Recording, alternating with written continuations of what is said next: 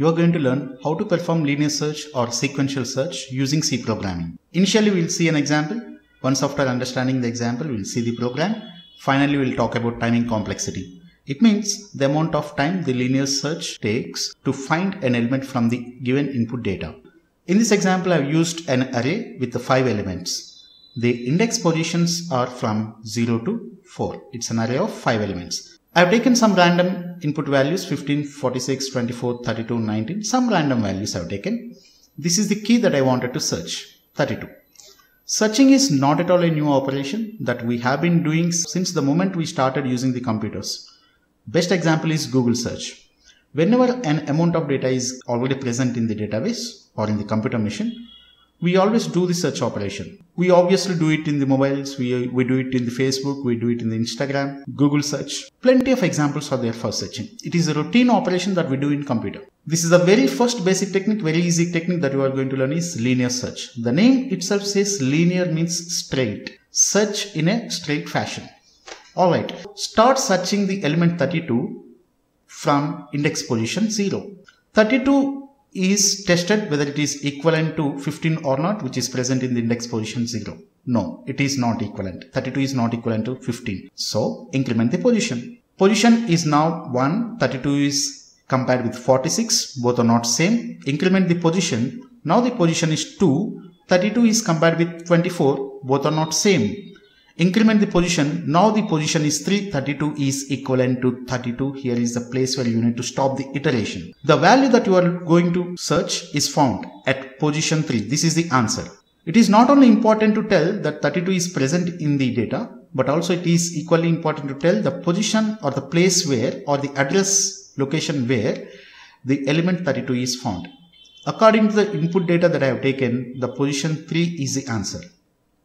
The output is key found at position 3. Thereafterwards, you need not to search. Obviously, even though 32 is present as a duplicate values, you need not to worry. The first occurrence is important.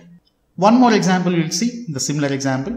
The same array of 5 elements I have taken, but I changed the key input value 37. I know very well that 37 is not present in the list. Let us see how linear search works in this aspect. 37 will be compared with the first position, that is 15, then 15 which is placed at the first position index 0. 37 is not equivalent to 15. Increment the position. 37 is tested with 46, both are not same. Tested with 24, no, they are not same. 37 is compared with 32, both are not same. 37 is compared with 19, both are not same. 19 is the last location in the array. The output is, the element you are searching for is not found. How to write a program? The key elements to write the program are listed here. So simple.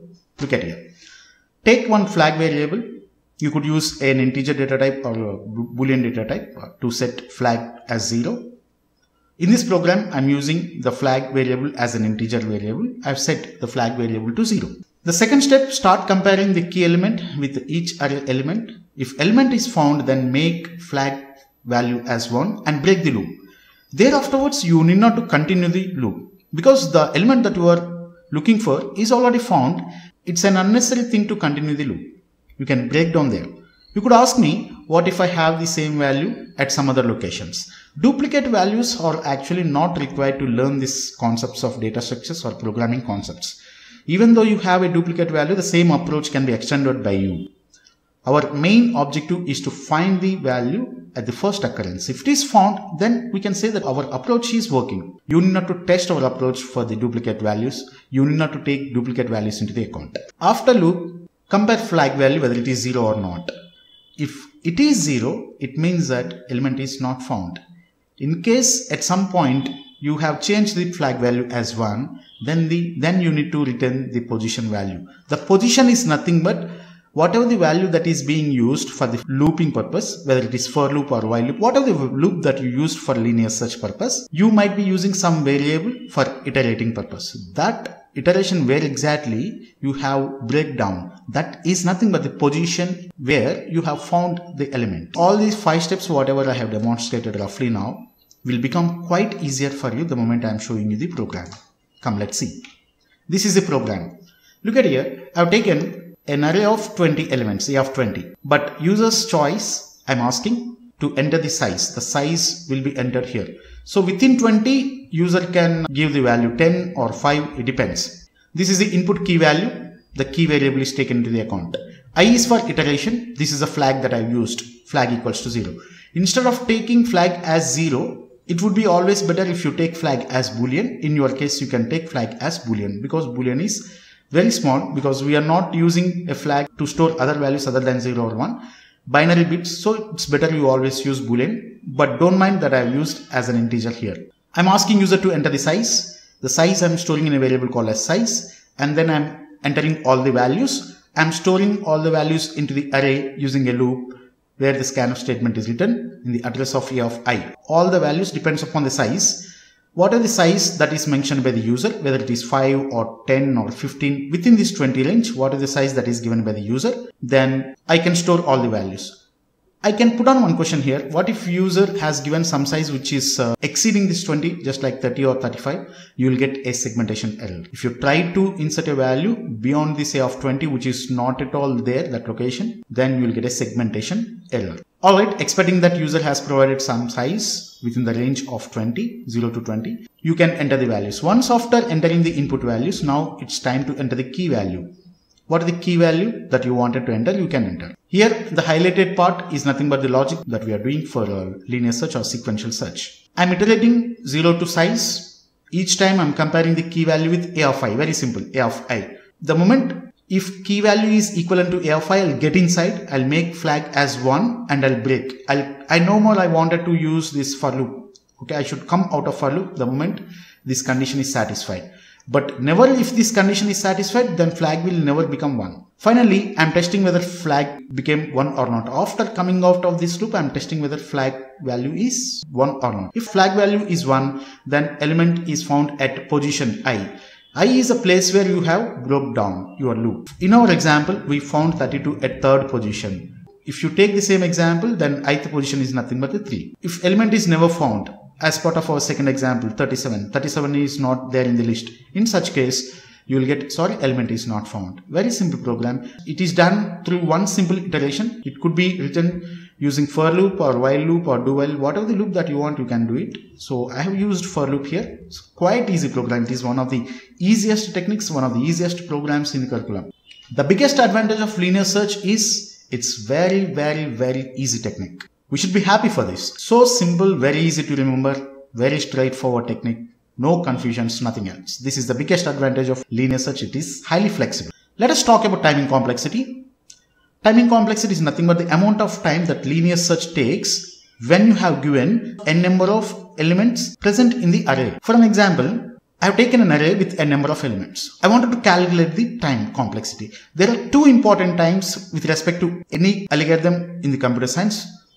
Two important times. One is best case and other is worst case. There is a third one which is average case. I don't want to talk about average case. Let's talk about best case timing complexity and worst case timing complexity. The best case timing complexity for linear search means whenever you are searching an element, key element, if that key element is present in the first element itself. For an example, in my previous example, I was searching for 32. 32 actually present in the third position. What if it is present in the first position itself? Then the timing complexity means I don't mind my n value. It could be 5 values or 1 million values or 100 values, whatever the input values it is. If element is found at the first place itself, then time is just 1 unit of time, constant time. That is the best case. Very lucky. We are very lucky the element that we are going to search is present in the first place itself. But this happens very rarely for the given input. Very lucky situation. Anyhow, this is the best case time. What is the best case time for linear search? Order of 1. O means order. We should pronounce it as order of 1. You can also call it as O of 1. Not a problem. The worst case scenario, which is reverse to best case, in case if you are searching an element, if that element present at the last position of an array, imagining that there are n number of values, then the total time that your linear search takes to find out that element is order of n, where n is the number of input values present in the array. The worst case timing complexity is order of n, best case timing complexity is order of 1. Climax. This is very easy technique. That is happiest thing, but we cannot use this technique for real-time applications. Just like for Google search or search operation in Facebook or in Twitter or in TikTok, we cannot perform such operation using linear search because it is computationally very high. Its worst case timing complexity is order of n, which is very high. I don't mind. You could ask me, oh, best case timing complexity is just order of 1. But best case timing complexity is not at all important thing for any computer science algorithm. Always the worst case time is very, very important. For an example, if you wanted to reach to your friend's home, you could tell to your friend like this, I'll reach your home at a maximum of 5 minutes. You'll say at a maximum of 5 minutes. You will never say I'll come minimum of 2 minutes, minimum of 1 minute. That minimum consideration is not at all there in our mind. We should always take every task at the maximum level. For any algorithm in computer science, worst case timing complexity is very, very important. For an example, if n is quite small, just like 5 elements or 10 elements or 100 elements, it's always better to use linear search. But in case if n is bigger, like 1 million values or 1 billion values, let's take an example. If your array has 1 million elements, for each comparison, if it takes 1 unit of time, what is the total time?